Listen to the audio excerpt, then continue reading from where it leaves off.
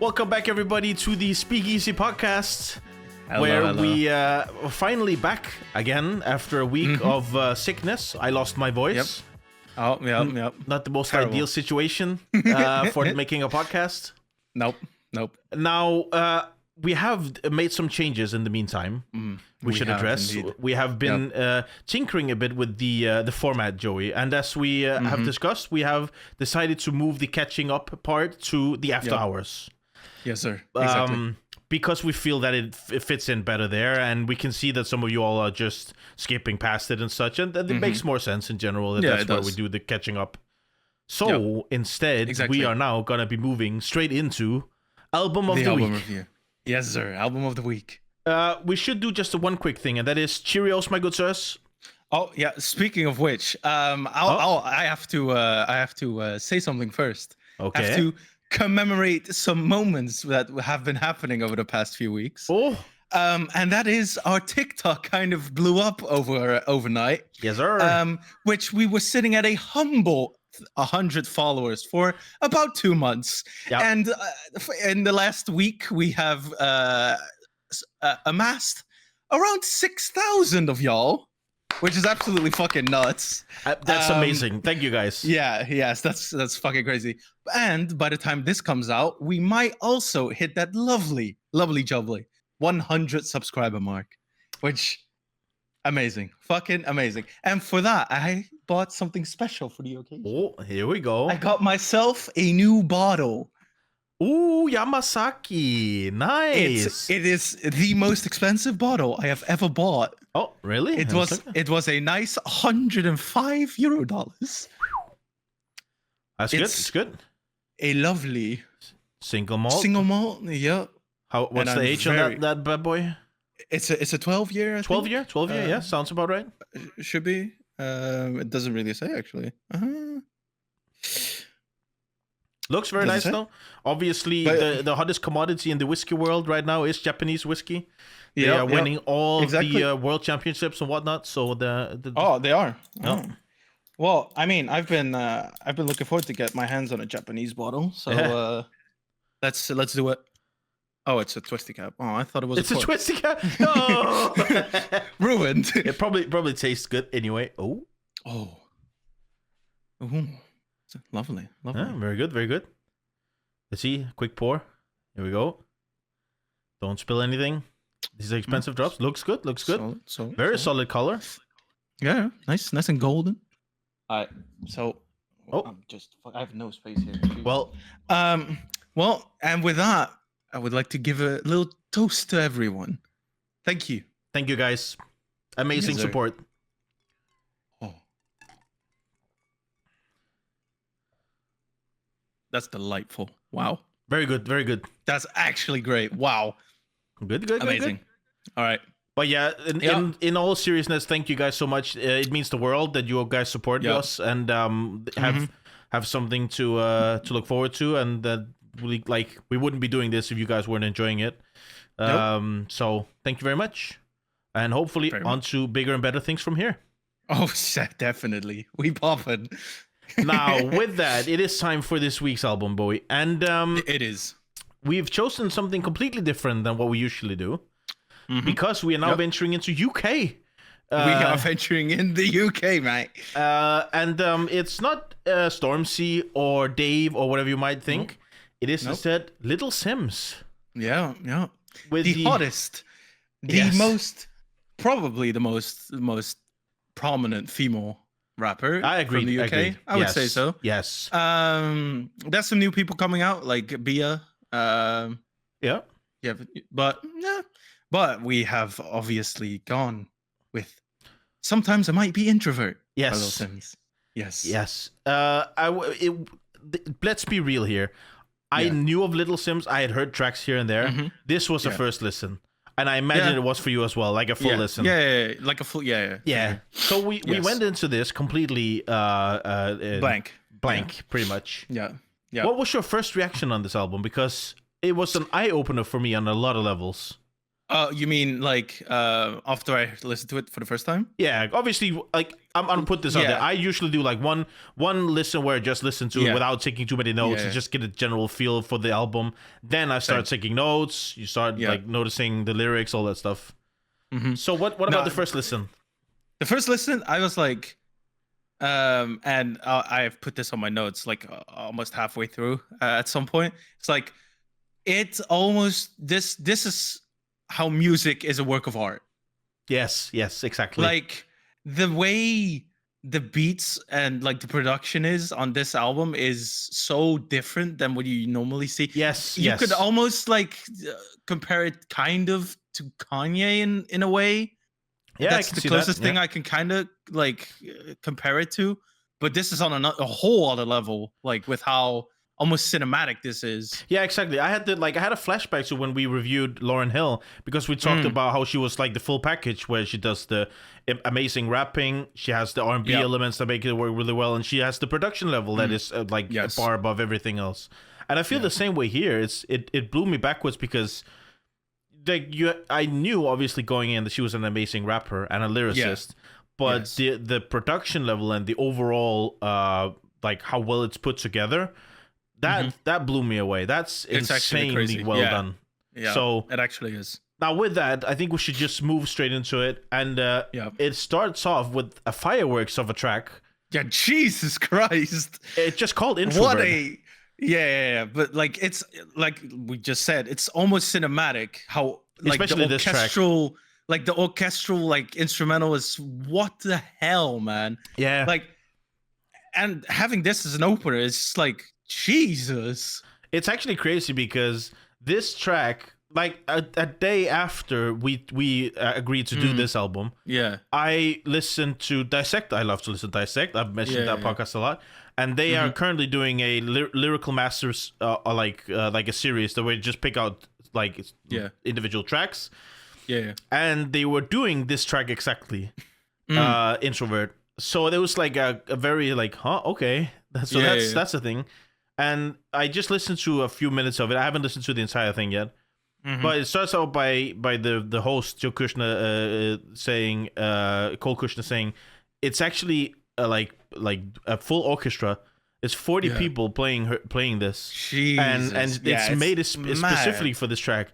And apparently, Little Simz felt so disconnected to a classical orchestra playing this music that she had to go in her car and just calm down because it felt so out of place. And I think that's very cool in some sense because that fits the track, right? Introvert. Yes. Like, it does actually. Too much. Too much shit going on. I can't handle. Yeah, true. But what an amazing track. Yeah, man. Wow. What the fuck? It's also very nice and introspective. Like, obviously, what you can expect from an album called Sometimes It Might Be Introvert. Yes. Which also, I think we should also mention is it called an anagram? For her name. Yes, it's a SIMBI. Yeah. Yes. Yeah. But yeah, fuck, man. But also, and I'm gonna say this also a lot of times, Cleo's soul just perfectly fits all of these songs. Yes, I agree. What a beautiful voice. Yes, I wrote that down as well. I think actually what surprised me a lot was the themes are very introvert in a lot of the tracks. Yes. And this is no different, obviously. It's called Introvert. But her voice is still very almost harsh or like hard hitting. It is. It's not like Lauryn Hill where you get the rapping that's very bold and brash, but then you get the singing that's very like frail and beautiful and soft.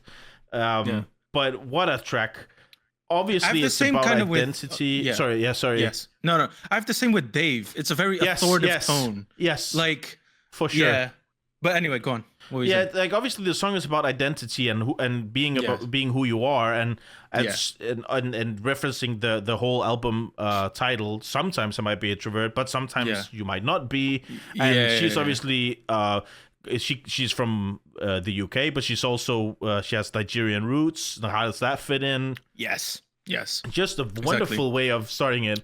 But once again, like we discussed on a lot of albums, it starts you out like it hits you like a truck. There's no easy like this is what we're going into. Like we like with on My Beautiful Dark Twisted Fantasy, you have the whole Nicki Minaj poem that leads you into it. There's none of that. It's just straight to the thing, like bang. Just straight, just full orchestra, just going right in. Exactly. And like you say, it's the Cleo Sol has such a beautiful voice. Yeah, and it's very, very good. That refrain is amazing. Yeah. What do you feel about the delivery on this track? In like not the lyrics themselves, but like the way she delivers it. I think her delivery is kind of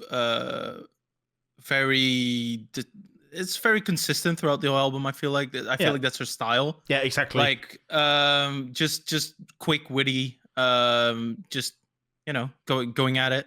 Yeah, not really holding back much. She's not playing around with the delivery and the flows as much as I had maybe anticipated or hoped. Yeah. And on some tracks that we'll get to, it becomes a bit monotone. It becomes almost too where it's like I could use a break or like a different delivery here. But on this track, because the background is so bombastic and so big, it works extremely well that she has that very laser focused delivery. So right here, I think it works really, really well. And I agree. Yeah. What a way to start. Then we move on to track number 2. Woman. Yeah. What a shift in beat. Yeah, nice and jazzy. Yeah, just very chill. Just nice. Yeah. It's just, I mean, again, and I'll just get this out of the way before anything. Cleo Sol's chorus is again beautiful. Before we start getting into anything else. It's just a beautiful song about like an ode to women. I don't know if it's specifically women of color. Not completely sure. I don't know either. But could be. But just a beautiful and empowering song. I mean, it's funny. Yeah. It's just wonderful, man. It's just so beautiful. Yeah. I saw an annotation that was like, when Little Simz said, "Woman to woman, I just want to see you glow." As a man, I felt empowered. I just think in general, this is such a nice track, and what's funny is on Genius, she's actually done a lot of annotating herself. Little Simz, she's actually gone in there a lot, and so she says about this one. This was made to uplift and celebrate women, to my peers, my family, my friends, close women in my life, as well as all women all over the world. I want them to know I've got their back, and I think that's a very nice sentiment, right? It is for sure. So and what a goddamn beautiful track. Like this beat is so calm and very easy listening. You could throw this on everywhere. Like it at a pre-party where you're having some drinks, in the car, when you're like it's beautiful. For sure. And like you say, the chorus from Cleo Sol, whoa. Amazing. Very, very good. Yeah. Now then we move also into the I don't know what sample it is, but like it's so nice, like in the background. I don't know how to describe it really. It's just like a beautiful voice, kind of like constantly like exactly. Just repeating over and over. Yes. Just, lovely. I don't know. I mean the thing is, in general, there's not a lot of samples on this album, but when they come, it's very, or at least it feels very like good. There could be a lot of samples, but it feels like you say, the classical instruments are very like prevalent, like the strings and the big drums and the bass. I'm completely wrong here. That was for Two Worlds Apart. Is that the one you mean? Oh, yes, that's Smokey Robinson. My bad. So let's just move into it. Track number 3. Yes, Two Worlds Apart. Two Worlds Apart. Lovely soulful track. That beat is amazingly beautiful. Her flow on this is a bit different though, which is very nice. Like the best line of this, and what I picked up on the first listen even, is like, we was on the front lines listening to Kendrick Lamar. The way she says Lamar annoyed me so much in the beginning, because it has to fit with Karma. Because I was moving wild, but now I'm Karma, and then she can't say Lamar because that doesn't rhyme, so she's Kendrick Lamar. And it's just do you think it references the BLM release with Kendrick Lamar's All Right? Yeah, I would imagine so. Yeah, right. I think in general, it's just a way of her shouting out Kendrick, but also acknowledging what he's doing for the cause. Culture. Yes, exactly. Yeah. But you're right. That Smokey Robinson, it's so nice. Whatever. It's like it's very very not good. Yeah. And also the outro. Yeah. And I love you, I do, and that's very good. Yeah. Yep. It also leads into the next track very nicely. It does. Which is I love you, I hate you. What a track! I think you would like this one. Yeah, what a track, man. Yes, Jesus. yeah, I agree. Not just the chorus. Like I love the chorus. Because not only is it just a solid chorus in general, like the duality between like loving not liking someone you love. Pretty self-explanatory, right? But also how she after like at the end of a verse leads into it. Yeah. Very nice. It goes in depth about like her growing up without a father, giving her daddy issues. There was one line that I annotated. Lying to myself, pretending I wasn't fazed by it. Maybe it's because you're in my DNA. That's why. Yeah. Like because like I'm your daughter. Like that's probably why I feel the same as you do. Yeah. Like for sure, acting like it doesn't faze me. You know. I think in general this track is like the intro is almost James Bond like it leads up into the track, and that's a very bombastic, but also that really conveys the feelings of like you hate someone but you also love them, and it's a very duality. Like it's hard to have that those mixed feelings for someone.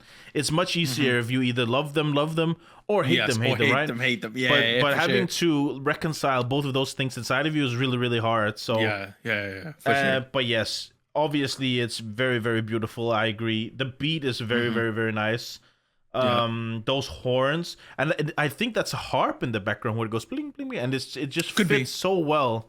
Could be, yeah. And it builds so nicely with the strings and all that. It's wonderful. It goes like exactly like the feelings it describes. It goes up and down, and it builds and it falls down, and it's so it fits the theme of the track so well. 100%. Yeah.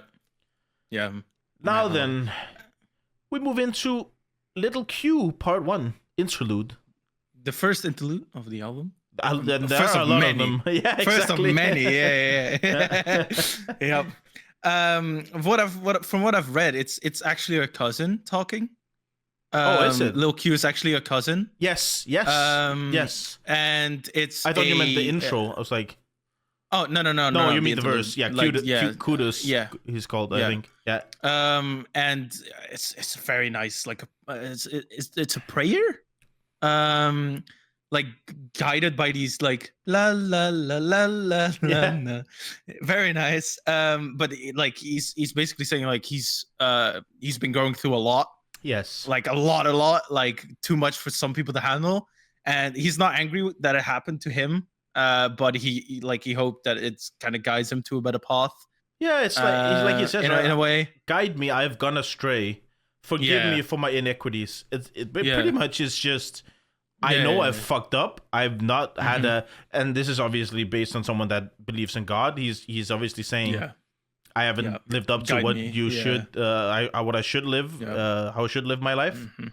But it leads perfectly into part 2, which I think is a lot more interesting, because this was probably the track that hit me the hardest, like lyrics wise, because I could agree. I think I agree with that. So,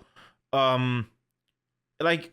On one hand, you get the feeling that she wants to protect little Q because he's obviously he's, and I don't know, like in the second verse it says she's like I had a brief encounter with death.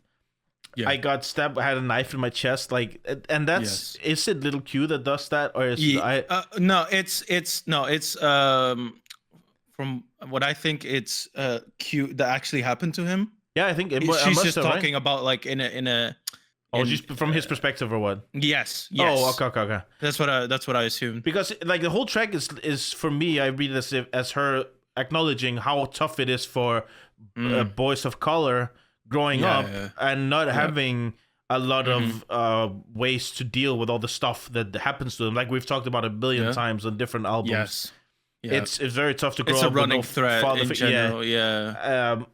and what a way to do it. There's so much empathy in this track, and so much almost despair in some sense. Like, she obviously wishes she could have done something for him to help him. But and now she's just thinking about all the other boys like him that grow up and can't do a lot. And it makes sense if you really think about it, because I think in the first verse she talks about, again, growing up without a dad, and how it affected her growing up, which could, she could make that connection, but also not in the sense of, because she's not a man, like she's not it's not completely it's not one to one in it's her not shoes. the same. No, because women growing up without a father will obviously have a lot of the same effects of men not growing up with a father, but men not growing up with a father figure can really like, I think it's said in the part 1 really nicely, that it could lead someone very much astray. I think it's, and this is I think, I don't know, some people might call it controversial, but it's, women are a lot better at expressing sympathy and empathy for each other, and it's it's a lot more open in the female part of the world, I guess, to talk about the stuff that's happening to you.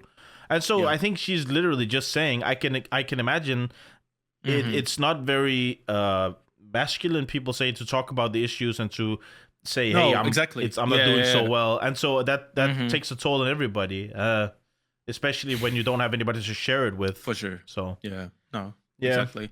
But beautiful track. Once again, the beat is so nice, and it underlines the whole theme very well. Yes, 100%. Yes, pretty much it's just that. It's just about wishing it easier for the black boys, young boys out there. Now, Gems interlude up next. Yep.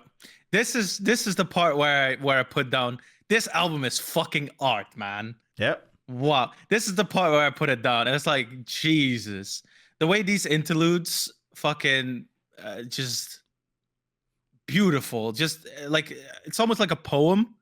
It is. And this one, and this one, and the next, I think all of the interludes, except for one, is being what's that called? Voiced over by Emma Corrin, which is the actress that plays Princess Diana in The Crown, which is pretty cool. It's basically just, take a step back, take a breath. Like, you're not here from your 50 minutes of fame. Like, just trying to be the best, version of yourself. Yeah, I think in general, the most of the interludes are about mental health in some sense. Yes, it's like one of them is about like just taking a rest and enjoying where you're at. One is don't rush things, just take it at your time. You're getting there, you'll get there. And I think it's a nice thing to have in the album, because it puts it together. If I'm playing devil's advocate, though, it doesn't make it easy to listen to, in the same sense that right, it breaks the album up a bit too much. It does, it does, because if I liken it to the skits on Kendrick Lamar's Good Kid, Mad City, those fit in with the tracks, and so it's not an entire track in itself that you have to skip. And once you hit let's say I listen to like one of the tracks and I get to the skit, I can just skip to the next track. Yeah. Whereas here, like, it breaks it up way more, and I do enjoy them. I actually personally enjoy them, but I can understand why some people might think that makes it a harder listen than it has to be. Once again, the way it's built up is beautiful. Like, it's the classical instruments, it's all the strings, it's just whole it's so orchestra. Amazing. And wow, it's just building, it's just and I think Emma Corrin has a very nice voice, which is very pleasant to listen to. I get why. You get her to voice it, makes sense. And like you say, it's literally just about, like, you'll get there, but pressure makes diamonds. Don't try to put too much, like, you want 15 years or 15 minutes, all that stuff. But very nice. Yep. Up next, the biggest shift in the album for me. It's Speed. just full confidence piece. God, good lord.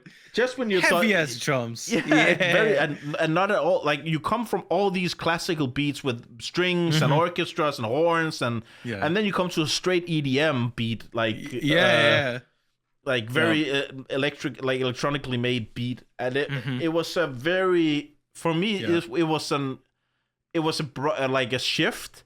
But I also was like, okay, this is very cool because I feel like, cool. as a Gorillaz connoisseur, I feel it's very inspired by Damon Albarn and that way of making music, where you take someone and that beat is very, it's almost out of sync in some sense, but it works because it's just so gritty and so electrical and so it's very actually cool, very cool. It's man, I fucking love it. It's a good track, and it's also like that's it. It follows up on the interlude, right? Because the whole theme is about it's a marathon. It's not a sprint. Take it easy. Just make sure you do it right. You know, for sure. My favorite part is that she's like, she knows she's amazing and influential, and even has a hard drive full of classics. That if she put it out, she had the whole game in a fucking chokehold, which is fucking amazing. Nah, it's just so good. And once again, her flow works so well here. Like it works really well here. And you're right. She likens herself. She says, "I think I'm Kanye. I see the blood on the leaves," which is a very Kanye thing to say. So I guess that makes sense. But I really like the way that she ends up going. If I bring them out, it's a wrap. I'm not sure they can hack it. And then the outro just goes, still running with ease. And I think that's very cool because that's literally what you do. If you pace yourself too hard, you're not running with ease. And everybody knows that feeling where you're gassed out. You're like, and so I still have like 10 million miles to go. So that's a very cool way of saying, if still running with ease, it's good, right? Marathon, not a sprint. So very cool way of saying it. Then we move into Standing Ovation. Another piece where she kind of patting herself on the back, picking herself up, giving it the business. And another very like cinematic instrumental almost. Yes, back like, to the classical beat. Very, very, very bombastic. Yes. And it's just reflecting on fame, how she got there, what it means to her. Yeah, just kind of a. Some tracks I feel like are kind of the same content wise. Yes. Sorry, not that it's a bad thing. Like, no, I love her flows and I love the way she brings it. But yeah, this is just kind of just a nice solid track. I think none of the tracks are poorly produced or executed. No, but I will say it's a 19-track album. And if you really wanted to hone in on some it's like the themes, you could skip some of these and like leave them out. I don't think it's a bloated track list, but I also think she's borderline of bloating it by making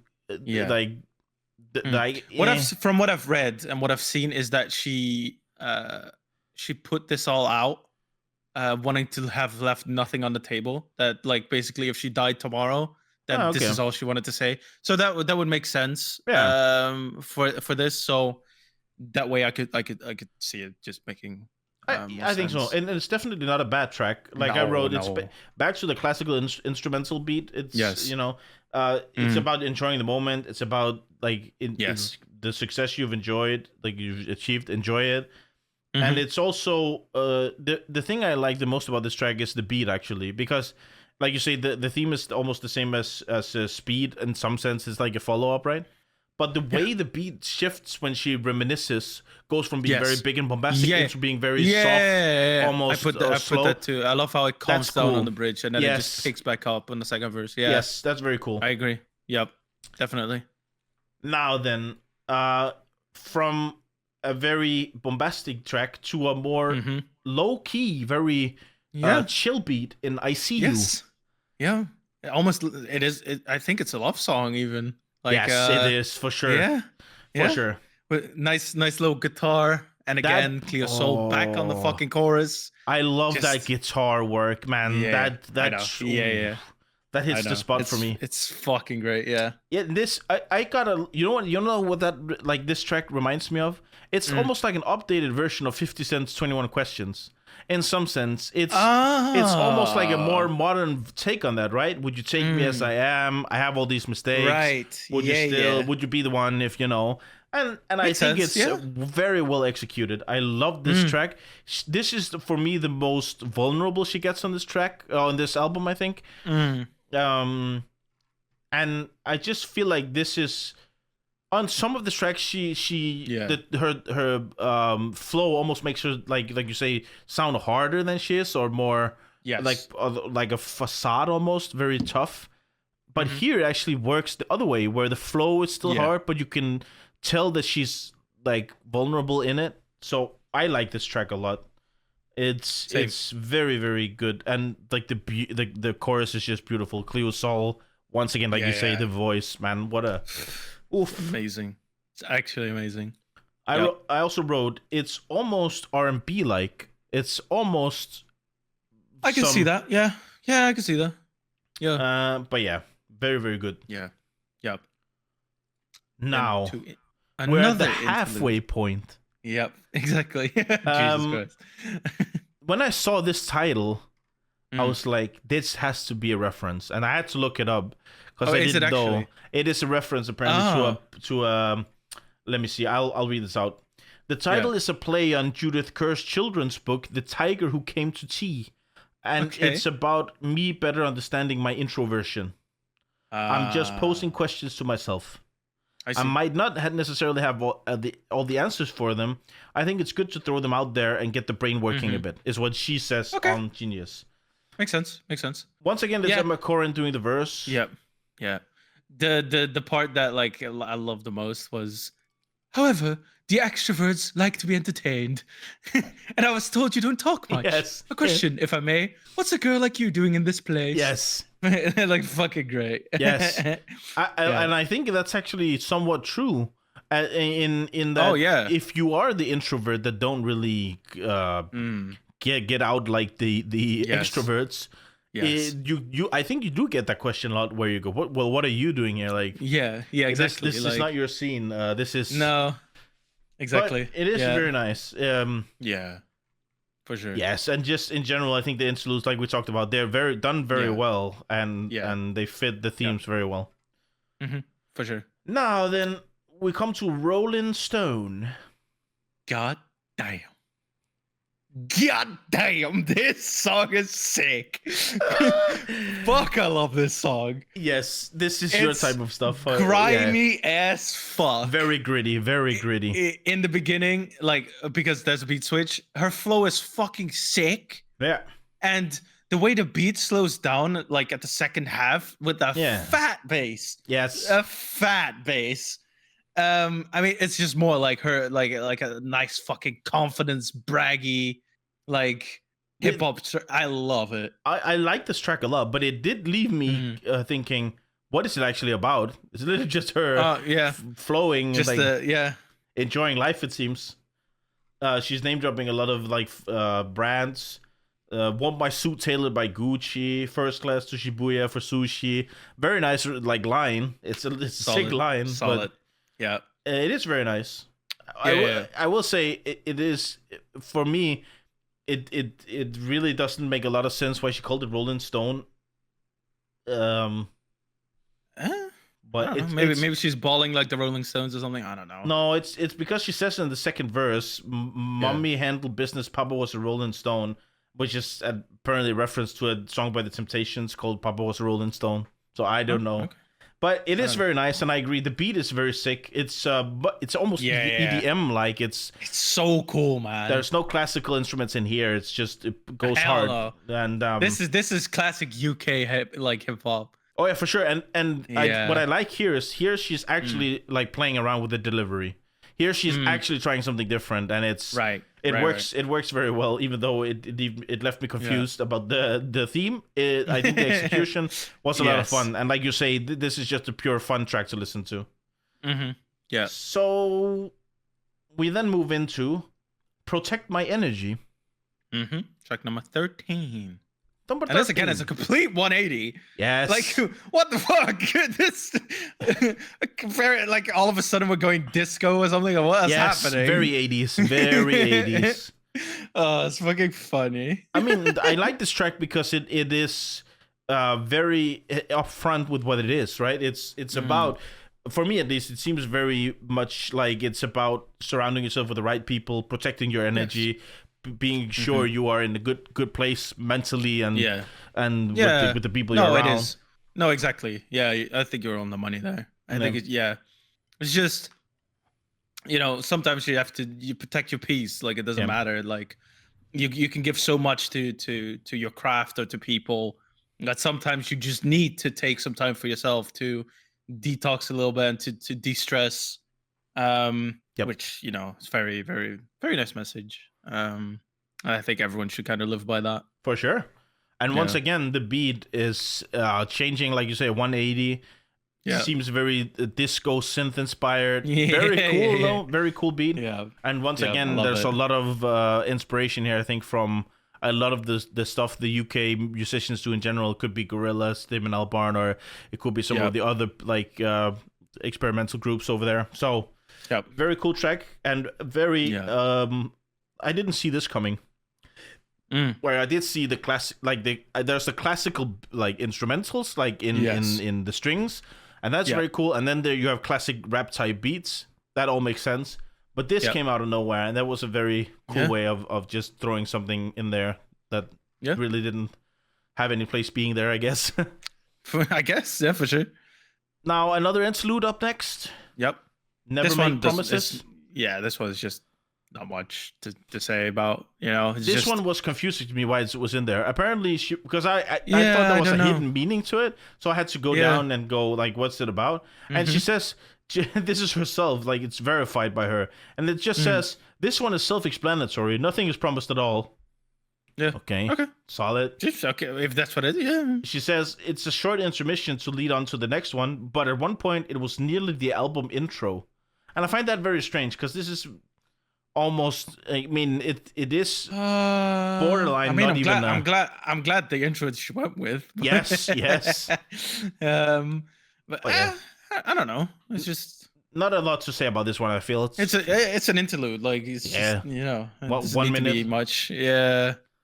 Yep. Up next, a very cool track in my opinion. I'm very cool. Point track, and Kill. Exactly. Point and Kill. Yeah. And I'm not sure how to pronounce this, but it's featuring Obong Jayar. Yeah. Obong Jayar. I probably butchered that. I'm gonna leave that to you. I'm not gonna put it below myself out if there. You know how to describe pronounce it. Yeah. He is obviously a Nigerian-based musician. Yep. And this whole track is very Nigeria inspired. Yeah, nice, slow, bouncy Afro beat. Insane beat. Yeah, very nice, very fucking nice. Yep. His chorus is very cool.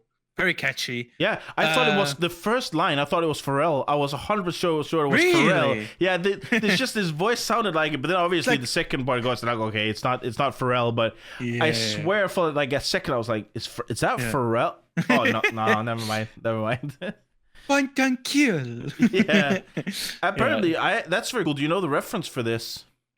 No. There's a cool reference to this because I was like, this is either very dark. Or it's something specific, right? It is apparently in the Nigerian markets, when you go and you order fish, they have the fish alive, and you point at the fish and they kill it for you. Really? Yeah, so that's it says. Sick. Oh, that's cool. It says, because she did a genius annotation, it says, the title comes from a phrase used in Nigeria to pick out fish at the market or a store. You point, they kill. But also metaphorically, whatever I want, I'm going to get in the same way. And that's obviously the meaning that you get, right? But very cool, and a very cool reference to a culture that's obviously in her blood. But most of us probably don't know. And so I feel like it's very cool. Yeah, that's one of the annotations I put down. It feels like an homage to her, like Nigerian heritage. For sure. And that also, like, it's the same in the next track, like very, very African influenced. Yes, amazing. Yes, we can actually go into that because I feel like those are Alright, two yeah. very similar tracks. Yeah. Fear No Man. Yeah. And I don't know if it is oil drums in the background, but it sounds It like sounds it. a lot like it. I've heard that as well. Yeah. Yeah. Yeah. It's I feel like another confidence piece, like Yes. basically stating a claim. For sure. Like It's she fears no one. At this point, it's almost like it's fused with oil drums and reggaeton and Afrobeat. It's a very like diverse sort of inspiration pool she's drawn from here. It's very cool, and yes, it is obviously just a hype piece, right? It's like I don't fear anything. I'm at the top of my game. Come at me. I got this. First time around, I didn't necessarily like the chorus that much. No, but it grew on me. It grew on me a lot. I don't dislike it, and I didn't dislike it, but I don't think it's the strongest chorus on the album. Oh no! It's not the strongest one. But like I was like, do I like this? Do I not like this in the beginning? But it's grown on me. It's pretty good. That's two bars that like stood out to me the most. It's like, ain't your typical rapper. I ain't got my neck froze. Yes. Still your favorite artist couldn't even step close. Yes. Heard they want the crown, but I ain't never stressed though. Because to your career, that would be detrimental. Yes. Fucking sick. Yeah. I think the part about my neck froze is very cool. Yeah. It's very cool that she's taking like a way the typical rappers would describe that they got the ice, right? And she's just twisting it and going, nah, fam, that ain't me. But very cool, yes. And also, I like the part where she, in the third verse, goes, put my mom on the cover at GQ. You can't relate because that's something that G's do, where she's just like shooting you down. Like, I'm out here catching strays for no reason. Damn. Yeah. Relax, man. Yeah, calm down. But yeah, I think that it's a very cool hype piece because there's a lot of cool references in here that you don't typically like get in rap. And that's very cool. Yep. Now then, we come to The Garden. Another interlude by Emma.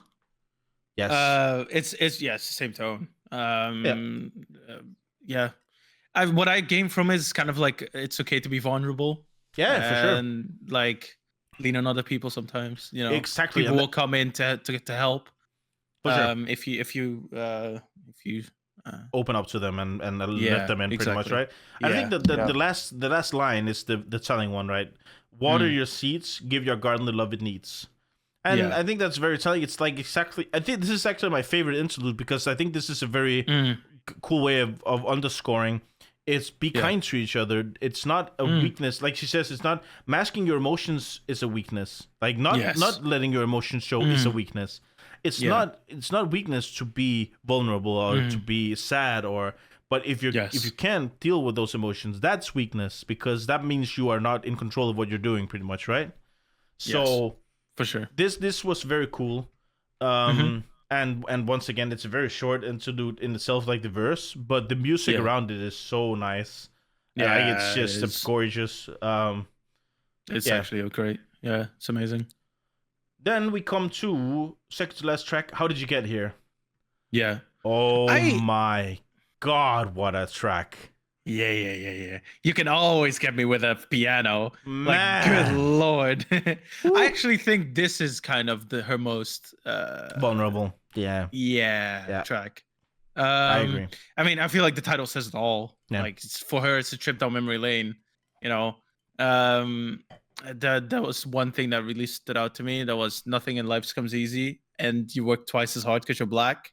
I used to think mom exaggerated till the world showed me its facts. Yeah, like Jesus, man. Yes. But yeah, what a track! What an amazing track. Like this is for me the track. Like I will remember this track more than any of the other ones, I feel. And that's because for me this is comparable to Kendrick Lamar's Good Kid, Mad City or Sing About Me, I'm Dying of Thirst. Almost, it's like this is what I experienced growing up, right? This is exactly what I had to go through to get here, and like all of the political like inability to help black people get a better way out of the ghettos and stuff. Like you say, it's like it's facts until it like my mama showed me those facts, you know, and all that stuff. And just the beat is so beautiful, man. Yeah, it is. yeah, the choir part in the end is just man, hauntingly beautiful. Jesus Christ, Yeah. Yep. Yeah. Now that leads us into the final track, Misunderstood. Not to be misunderstood with misunderstood. No, it's misunderstood. Misunderstood. Yes. Yep. I'm gonna be honest. I'm gonna put a hot take out there. She should have ended the album on How Did You Get Here? It's not that I dislike this track, but I feel like the How Did You Get Here was such a perfect ending. I read her an annotation of herself saying, I could have ended it on the last saw track. that. Yes, I saw that actually. But like I didn't want to leave anything in the chamber, so I made like something else. Which what did you gain from this one? I just think it's about, in general, like being in the gray area and like she says, it's a black and white world, but I'm still in the gray area. Yeah. And at some point, people understand her, but at some point, she's also misunderstood. It's a very cool double entendre. Yes. But yeah, I don't know. It's. I just think it's. I think it's a nice. I think it's a nice ending to the album. It's very. I feel like it is very like conclusive in a way. Yeah, you could. Yeah, I do agree with you. I think How Did You Get Here is a perfect way to end an album. Yeah, the album, but I could see why she chose to. I don't at any point. I will say I don't think this should be let off the. Like I can the album. No, I just think if you swap these two around and you go Misunderstood first, and then you go How Did You Get Here? Because I think I like this track a lot, and it's like maybe like put it before The Garden, and then you have The Garden and How Did You Get Here. That could be end, which would be But I'd like this a lot. I mean, it and like it says in the intro, so misunderstood, you're misunderstood, and and that's I think that's the track, right? In some sense, you know, it is. Hit or miss, right? For sure. But yeah. Yep. So that's it.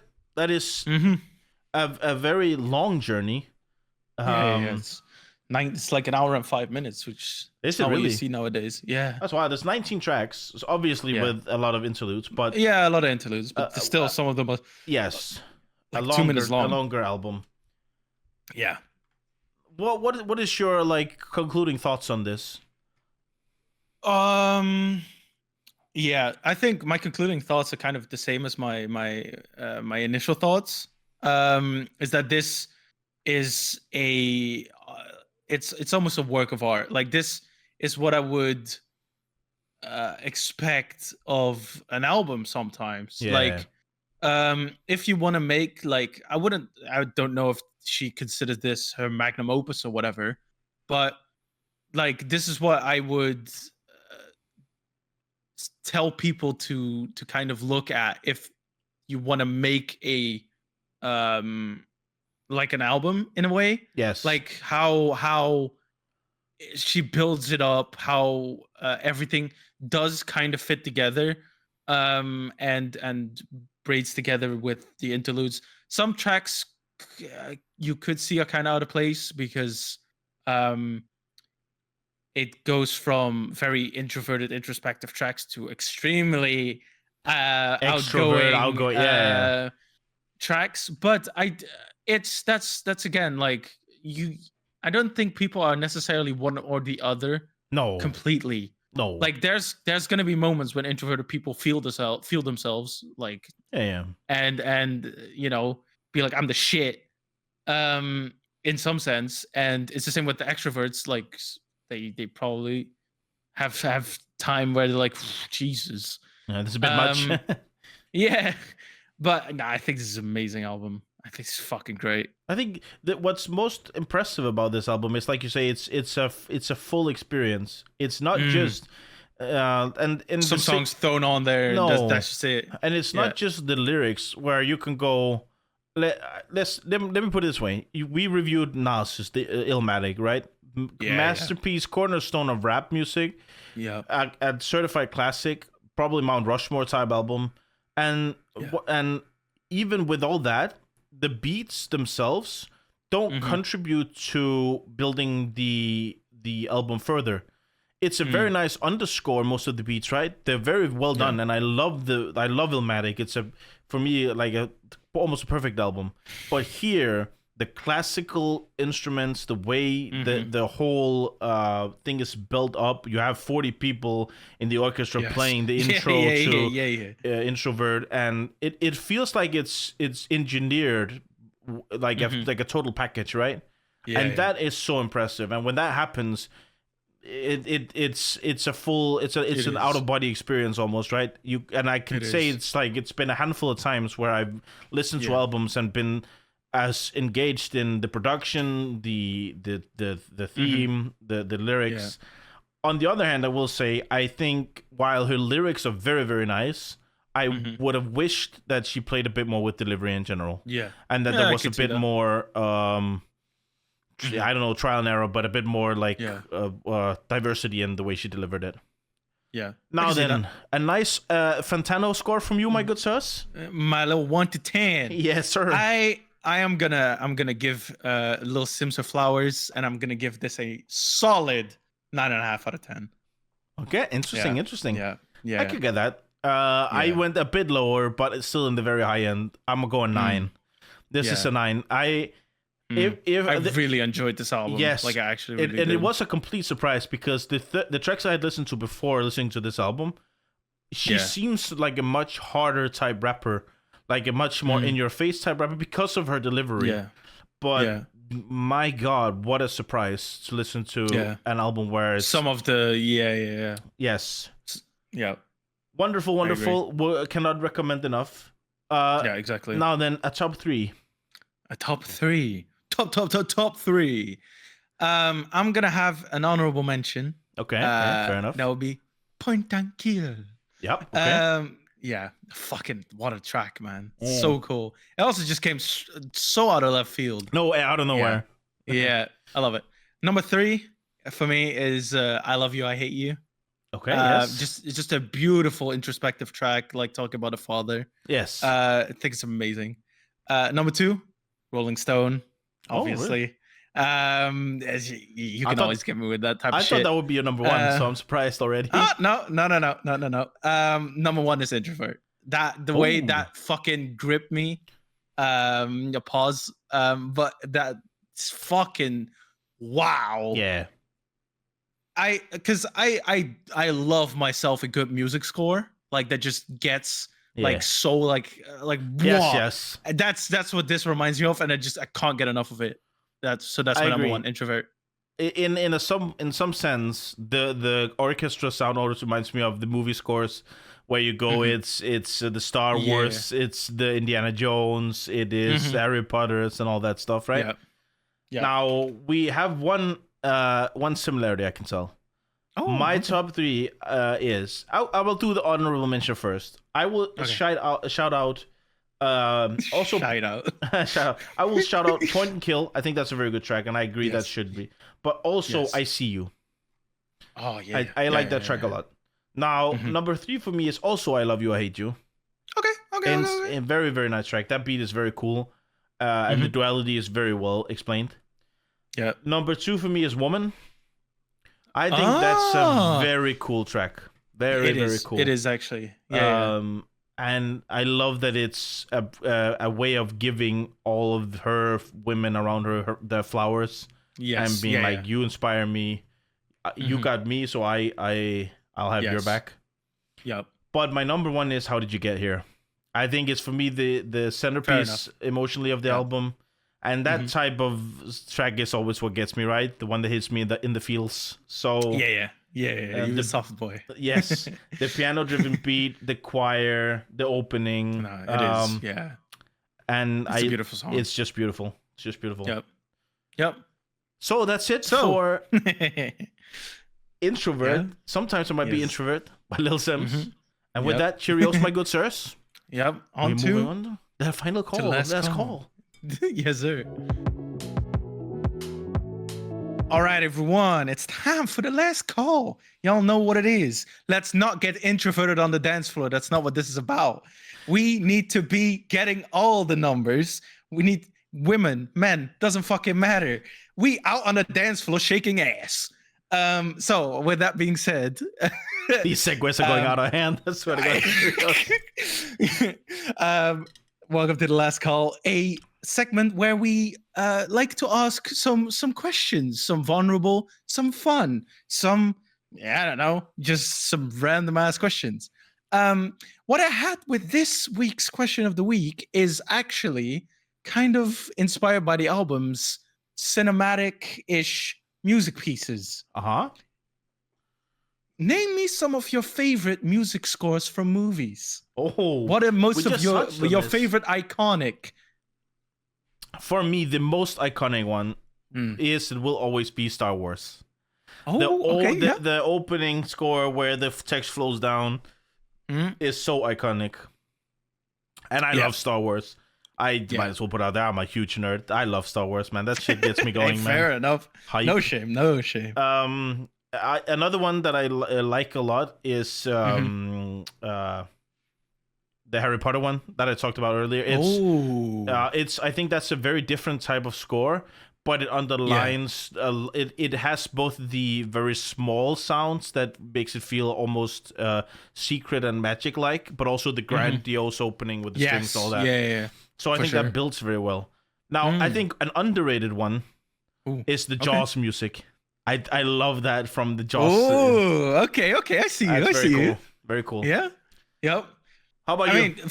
Okay. So for me, the one that I like grew up with, like during my teens and through my like later years. What the fuck? Is obviously the Avengers theme. Oh yes. Fucking iconic, and the way it progressed every single movie, and it got more and more grandiose. Mwah. Yes. Amazing. I think this one is from my childhood, like very dear to my heart. Actually, not very dear to my heart, but very dear to my heart, in the way that it was so traumatizing for me at that point that I started crying every time. Oh, really? Is the Stampede theme from The Lion King. And if you know, you know. I get that. But the whole Lion King soundtrack, Hans Zimmer did. Mwah.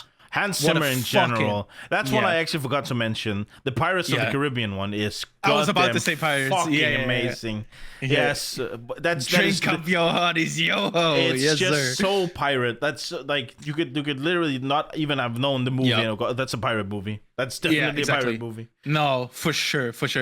I think Indiana Jones has a classic tune. Yes. It's I think like, but for like themes, like actual like character themes, there was one since the new Spider-Man movie has come out. Oh yeah. And I wanna fucking watch it so bad.